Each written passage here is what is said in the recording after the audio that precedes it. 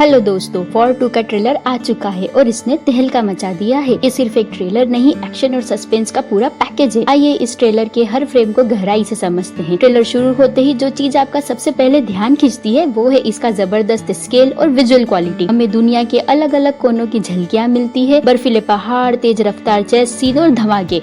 हर एक फ्रेम इतनी बारीकी और परफेक्शन के साथ डिजाइन किया गया है कि ये हॉलीवुड की फिल्मों को भी कड़ी टक्कर देता है। डायरेक्टर आयन मुखर्जी का विजन साफ है। वो वायरफ स्पाई यूनिवर्स को एक नए और बड़े लेवल पर ले जा रहे हैं। इस ट्रेलर में लाइटिंग, कलर और सिनेमेटोग्राफी का कमाल देखिए। कैसे हर सीन को एक खास फील दिया गया है। ये सिर्फ एक एक्शन फिल्म नहीं बल्कि एक विजुअल एक्सपीरियंस होने वाला है। ट्रेलर के शुरुआती शॉट्स ही बता देते हैं कि फिल्म कितनी बड़ी और धांसू होने वाली है और ये सिर्फ बड़े पर्दे पर ही देखी जानी चाहिए। ट्रेलर का सबसे बड़ा आकर्षण बिना किसी शक के ऋतिक रोशन के कबीर और जूनियर एनटीआर के नए रहस्यमय किरदार विक्रम के बीच का टकराव है। कबीर को तो हमने वॉर में देखा ही था, उनका स्टाइल, उनका जबरदस्त एक्शन और उनका दिमाग। लेकिन इस बार उनके सामने जूनियर एनटीआर का विक्रम है, जो शायद कबीर से भी ज्यादा खतरनाक और अंदाजा न लगाया जा सकने वाला है। जूनियर एनटीआर की ट्रेलर में एंट्री ही धमाके के साथ होती है। उनकी आंखें, उनकी बॉडी लैंग्वेज सब कुछ चिक चिक कर बता रहा है कि ये सिर्फ कोई विलेन नहीं, ये कबीर के लिए एक बराबर का प्रतिद्वंदी है। ट्रेलर में जो एक्शन सीन्स दिखाए गए हैं उसमें दोनों के बीच की फिजिकल और दिमाग की लड़ाई साफ दिखाई देती है।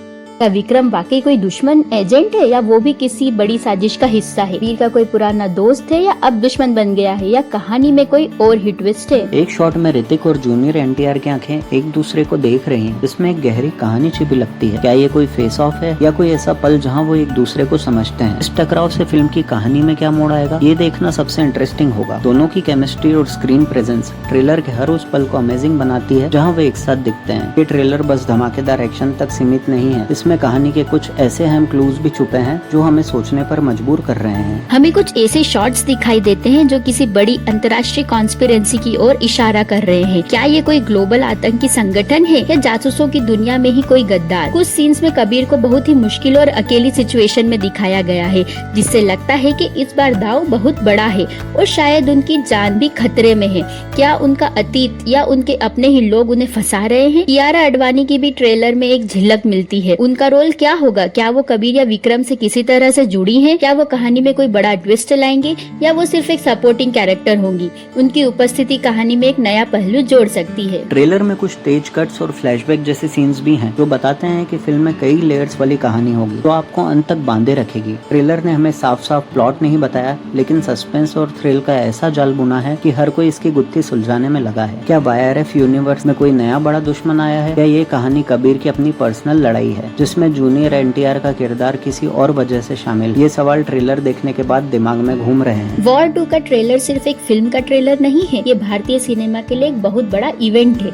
यह साफ बताता है कि यशराज फिल्म्स स्पाई यूनिवर्स अपने गेम को अगले स्तर पर ले जा रहे हैं। जिस तरह से ट्रेलर को एडिट किया गया है, जिस तरह से ऋतिक और जूनियर एनटीआर को दिखाया गया है, उससे साफ है कि मेकर्स इसे एक ग्लोबल एक्शन एंटरटेनर बनाना चाहते हैं। और हाँ, मत भूलिए कि 2025 में ऋतिक और जूनियर एनटीआर दोनों ही अपने सिनेमाई करियर के 25 साल पूरे कर रहे हैं। इस ट्रेलर ने हर फैन की उम्मीदों को कई गुना बढ़ा दिया है। अब बस इंतजार है फिल्म के रिलीज होने का, ताकि हम इस पूरी कहानी को बड़े पर्दे पर एक्सपीरियंस कर सकें। आपको वॉर 2 का ट्रेलर कैसा लगा? कौन सा सीन सबसे ज्यादा पसंद आया? और क्या आपको लगता है कि जूनियर एनटीआर वाकई विलन है या उनके कैरेक्टर में कोई और बात है? अपनी राय कमेंट्स में जरूर बताएं। अगर ये एनालिसिस पसंद आया हो तो लाइक और शेयर करें। मिलते हैं अगले वीडियो में।